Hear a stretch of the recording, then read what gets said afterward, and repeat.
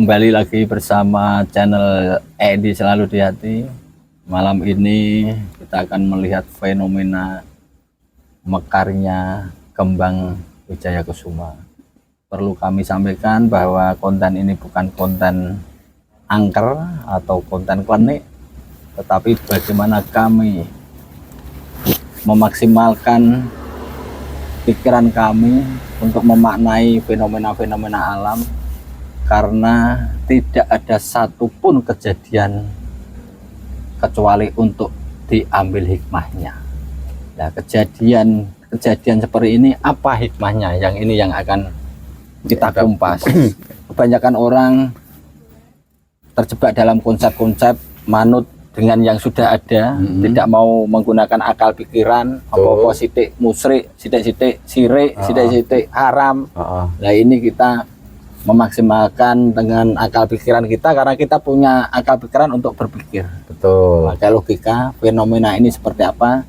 Nah, ini sebelum ke Empu Gandrung, Mas Kuncung, gimana ini menurut Mas Kuncung? Ya, menurut saya ini kita akan melihat fenomena yang real, yang nyata. Bagaimana kita bisa melihat mekroknya kembang Wijaya Kusuma, di mana tempat sudah diviralkan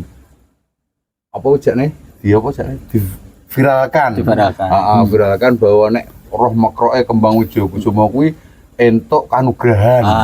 Itu ya, entuk kanugrahan. Sebelum inilah kita tanya-tanya dulu kepada Empu Gandrung. Ya. Karena apa sih? Karena ini kalau tidak salah kan tidak sedikit. Tidak salah tidak sedikit. Langsung 8 ini, Pak. Langsung 8. Kenapa 8? Apa kebetulan ini karena suro? Kemudian tentunya filosofi apa di angka 8 itu? Di angka 8. Kemudian itu tadi, Pak. Orang mempercayai kalau bisa menyaksikan mekroknya itu akan menerima wahyu. Wahyu kulon kono lho ya. Menerima keanugerahan. Apa karena kaitannya dengan nama Wijaya Kusuma? Nah, Wijaya Kusuma itu artinya apa dulu? Betul. Ya, mungkin perlu disampaikan dulu. Silakan. Empu Gandrung. Ya. Rayu. Terima kasih atas waktunya teman-teman semua. Saat ini kita berada di area Candi Joglo, tepatnya ada di Candi Rasa ya. Ini di tengah-tengah relif-relif megalitikum atau relif-relif batu tua yang kita temukan di lereng Gunung Lawu yang bisa kita bawa ke area Candi Rasa Candi Joglo ini. Tentu tempat ini menjadi nilai tersendiri bagi kami yang selama ini sering kali kita gunakan untuk doa dan bermeditasi. Kebetulan di dalam area ini ada satu bunga ya, namanya bunga Wijaya Kusuma, yang memang secara nilai filosofis Wijaya Kusuma ini menggambarkan bunganya para dewa. Dan memang diyakini di zaman dulu kala, kepercayaan kita sebagai orang Jawa, bahwa Wijaya Kusuma merupakan bunganya Dewa Batara Guru yang mampu menghidupkan orang mati. Jadi semati bisa ditangkap kemana? Zaman semono ya. Makna dari Wijaya Kusuma itu sendiri itu. Ya, Wijaya itu memiliki makna sebagai kejayaan. Kusuma itu memiliki makna kesempurnaan. Jadi kejayaan, kesempurnaan kepada Sang Penciptanya. Dengan harapan bunga Wijaya Kusuma ini mampu menghantarkan jiwa-jiwa yang mungkin dalam kesepian, jiwa-jiwa dalam kegalauan, kekhawatiran, menjadi tentram, nyaman, dan bahagia. Oh, berarti istilahnya kusnul khotimah. Mati. Iya, maksudnya kan yo istilahnya ngono to. Tujuannya ke sana. Tujuannya ke sana. Kabeh cita-cita kita kan kusnul khotimah. Iya, jangan khotimah lunga. Sekarang aku tanya, yang pasti di dunia ini apa? Yang pasti. Yurano. Yang pasti adalah mati. Makanya kita bahas Wijaya Kusuma. Tidak ada yang pasti. Jadi 13 jam mundur ya? Ya, kecuali mati. Mati tidak ada yang pasti kecuali. Dan Wijaya Kusuma ini bisa menghidupkan orang mati. Nah, ini maknanya kan seperti apa? Betul. Jadi memang dulu bunga ini dimiliki oleh salah satu dewa, namanya Dewa Batara Guru. Tentu dewa ini pun juga memberikan sebuah bunga yang sejenis, namanya itu cangkok. Jadi ada bunga inti dan ada bunga turunannya. Cangkok Wijaya Kusuma inilah yang diberikan kepada salah satu putra dewa, yaitu dimiliki oleh Sang Sri Krishna. Dan Sri Krishna juga punya, tapi cangkoknya Wijayakusuma milik bapaknya Bathara Guru itu sendiri. Sorone wis kawinan ngono ya. Ya turunan dari bunga intinya. Yang kenyataannya sampai sekarang bunga Wijayakusuma ini bisa kita temukan dengan mudah di sekitar kita. Nah, lepas dari nilai filosofis leluhur itu, ternyata nilai kandungan enzim di dalam bunga Wijayakusuma ini juga sangat tinggi. Bisa digunakan untuk obat ilmiah gitu. Ya, Enzim kan ilmiah. harus seimbang dong. Ya. Secara spiritual juga secara lahiriah, fungsi kemanfaatannya apa saja, kandungannya dalam apa saja ya kan. Ternyata ini kalau diolah dengan tepat mampu untuk menurunkan kadar gula, menurunkan kolesterol, asam urat, bahkan bagus juga untuk kesehatan jantung. Awakmu ndek gula, Bro? Gak duwe. Sithik tok nyambel.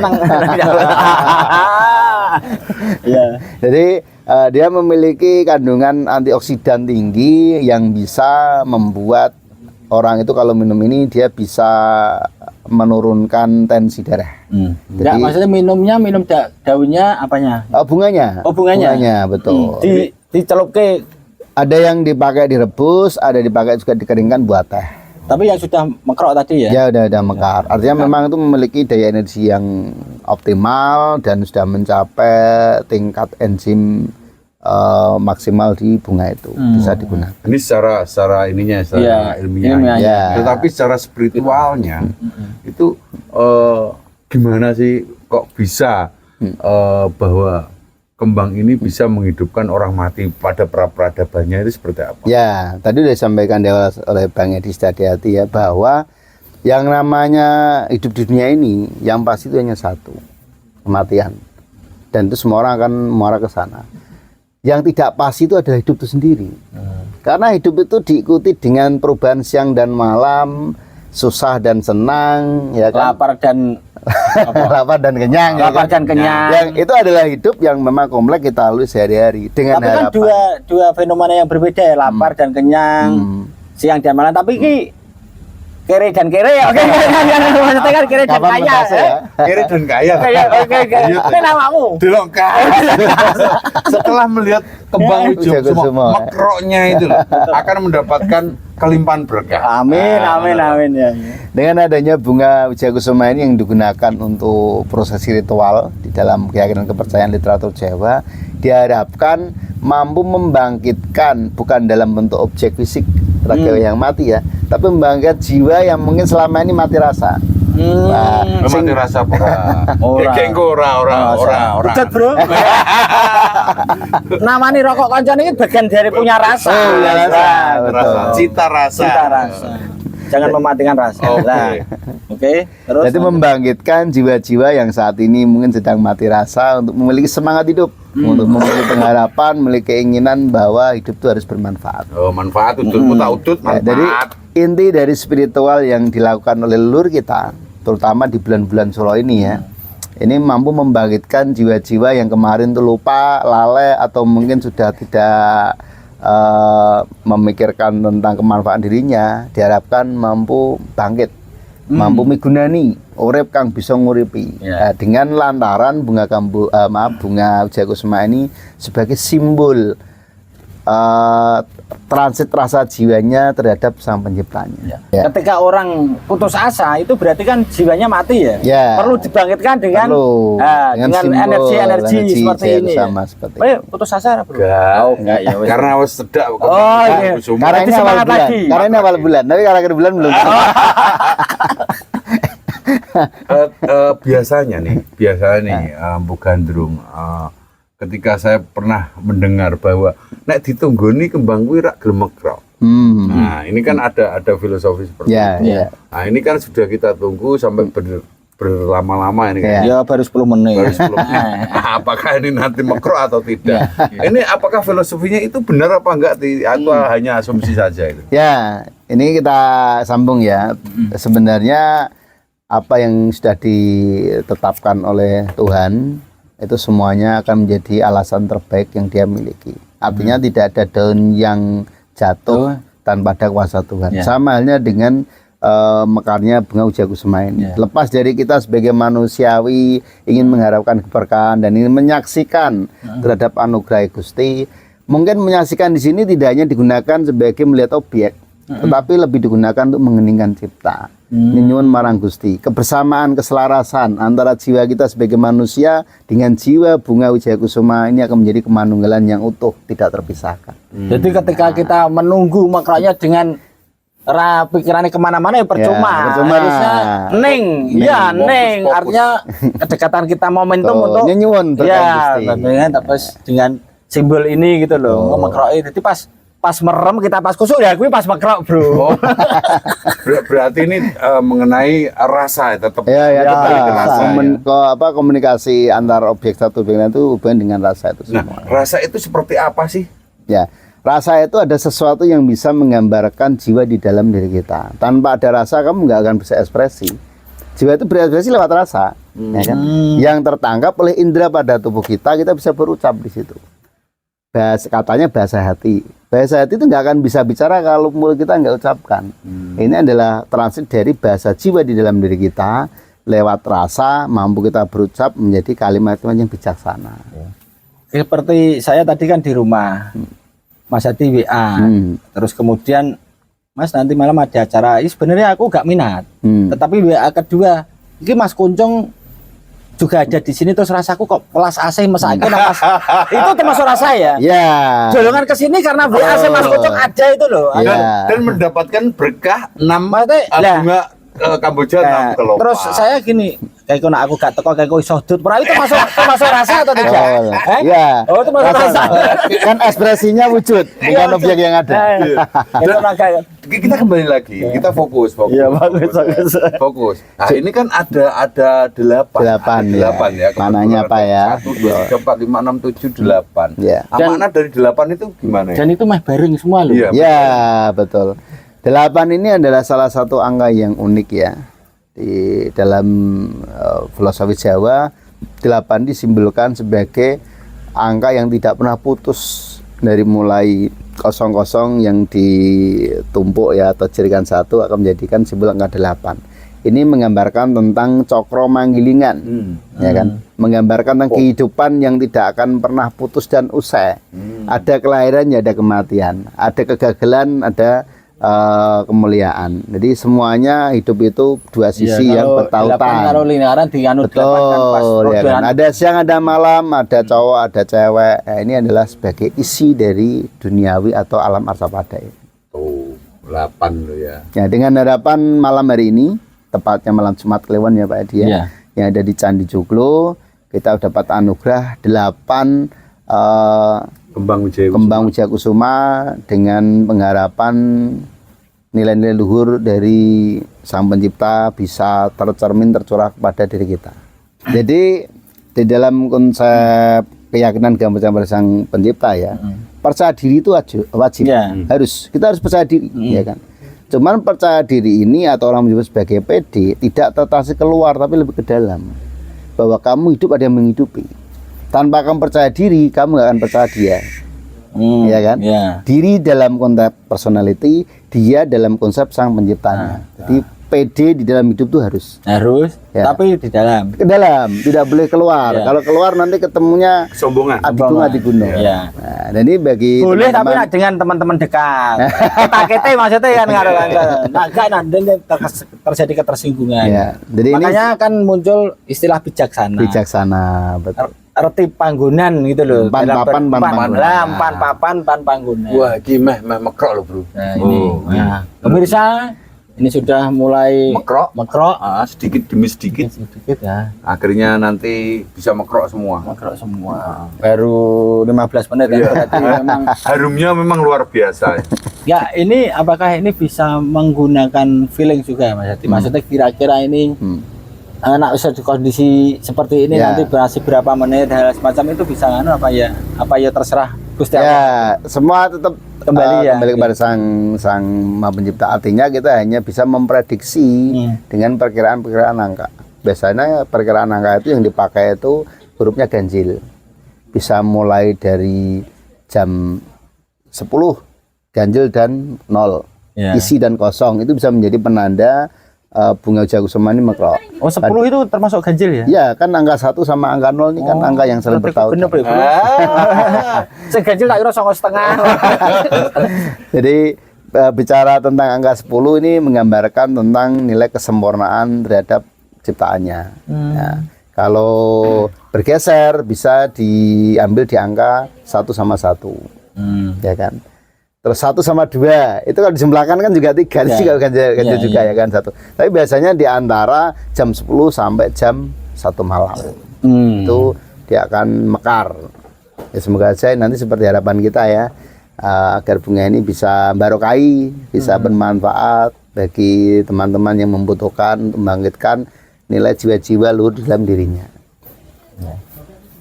Nah ini berarti kan rencana ini kan nanti untuk media. Ya, malam ini kebetulan kita ada prosesi jamasan. Selain jamasan untuk Puranti Pusaka, yang kemarin saya sampaikan bahwa jamasan intinya itu adalah membuka kesadaran diri dan membangkitkan jiwa di dalamnya. Ini adalah jamasan yang sesungguhnya. Ya kan?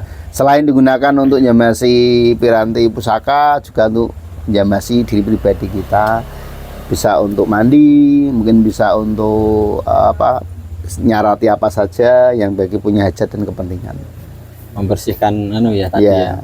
Sebenarnya esensinya membersihkan jiwa-jiwa kita. Betul ya. Tapi simbolnya kan dengan mungkin biar untuk kusuk itu Mas Kunjung. Ya betul. Dengan kekusukan, dengan ada simbol dengan pusaka. Mati sumpet. Nah. Berapa Mas? 3. Nah, ini. Kenapa 3? Sepertinya ini. Kenapa 3? Kenapa 3? Ya. Jadi 3 itu menggambarkan tubuh fisik secara pribadi yang terdiri dari 3 bagian, ya kan? 1 raga, yang kedua nyawa, yang ketiga jiwa di dalamnya. Atau sukma atau roh. Betul. Ya? Jiwa itu sama dengan sukma, roh atau atman di dalam pemahaman Hindu. Jadi sebenarnya 3 literasi tentang raga, nyawa, dan jiwa ini adalah komponen hidup di dalam ciptaannya. Nah, simbol yang kita bakar ini kenapa depannya 3 ya tadi memberi penghormatan secara nilai objek ciptaan Tuhan pada diri kita agar bisa menembah marang senggah urip atau sang pencipta. Udah jeguyon loh. Oh enggak, ini kan jeguyon kualat. Sebagai penghormatan. Nah, kualat. Cuma ini. Oh iya. Ki suro-suro, Bro. Kudu mekar. Kudu mekar siji-siji aja mbok gatokno ngono. Ini toh. Nah. Buat penghormatan buat tubuh kita, Karena raga, kita nyawa, sukma. Ya, ono betul. Bu Gandrung, Ya. ono Ji Kuncung, ono Edi selalu di hati kan pas telu. 3 juga ya. Iya. Krunya nanti ikut rombongan yang lain. Ngomongin yang lain. Kembali, Bro. Bu Gandrung ini kembali ke bunga ini tadi dan tujuan makna-makna atau isyarat-isyarat yang ada di dalam bunga ini ketika kita persembahkan kepada para alam semesta misalnya kan ini seperti apa sih konsep-konsepnya itu kok bisa bahwa Wijaya Kusuma ini manfaatnya begini-begini, ini dasarnya dari mana? Ya sebenarnya banyak ya, semua yang dicipta Tuhan itu pasti memiliki nilai dan keperuntukan. Kebetulan aja khususnya untuk Wijaya Kusuma ini sudah menjadi filosofis di kepercayaan Jawa. Karena ada cerita yang menyertai, bisa dikatakan sebagai bunganya para dewa, ya kan. Bahkan disabdakan diharapkan rumah-rumah itu memiliki bunga-bunga Wijaya Kusuma agar berkelimpahan tentang anugerah dari para dewata atau sang penciptanya. Seperti itu. Logikanya gini, kalau kita sudah mempersembahkan sesuatu yang menyenangkan kepada orang yang kita cintai, maka orang yang akan cinta akan memberikan lebih karunia-Nya terhadap apa yang kamu harapkan. Kenapa kita tidak memberikan kepada sang pencipta terhadap anugerah yang diciptanya? Seperti itu harapannya. Ngono, Bro. Ngono. Iya. Ngerti pora. Terus pertanyaannya kembali apa? Lah, ini ada kembang ini. Ya. Nah, ini sesaji.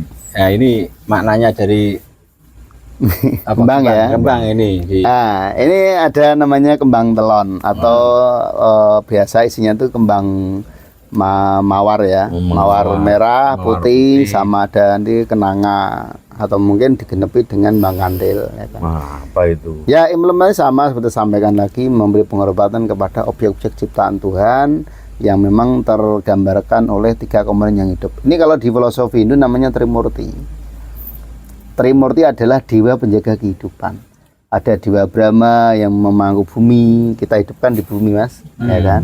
Ada dewa Wisnu yang memberikan kehidupan lewat airnya karena beliau pemangku samudra. Ada juga dewa Siwa yang memberi anugerah penciptaan terhadap alam semesta. Kok reti deh Iya. iki kok ndi gitu nganu ya. Nah itu kan Ya kalau itu dewa itu apa ya? enggak, maksudnya kalau dewa-dewa itu kan memang mungkin bisa disampaikan dewa itu kan juga diciptakan, Ya. bukan Allah loh, bukan Ya. yang anu tuh, zat yang maha Ya. sekarang ya, Mas Hadi, gimana itu? Ya, ini mau di sesi berikutnya atau lanjut ini? Iya. Ini yang punya rumah soalnya. Ini tadi kita sudah bahas Kembang Wijaya Kusuma. Jangan lupa nanti di channel Enaknya Edi Podcast. di sesi berikutnya. Sesi berikutnya. Tapi langsung nyambung enggak apa-apa. Ya. Ya. Piye, nah, Baik, ini masih sambil nunggu Krok, mekar. Ya. Makro. Kita ke slide kedua, Ya. ini kita tutup dulu. Nanti kita akan bahas berkaitan dengan apa? Para dewa. Para dewa. Para Ya, dewa, ya. munculnya para Wah, dewa. munculnya para dewa. Ya. Asal muasal kenapa ada dewa-dewa seperti Ya. itu. Iya. Pantau terus channel Edi selalu di hati. Assalamualaikum warahmatullahi wabarakatuh. Waalaikumsalam warahmatullahi wabarakatuh. Rayu, rayu, rayu.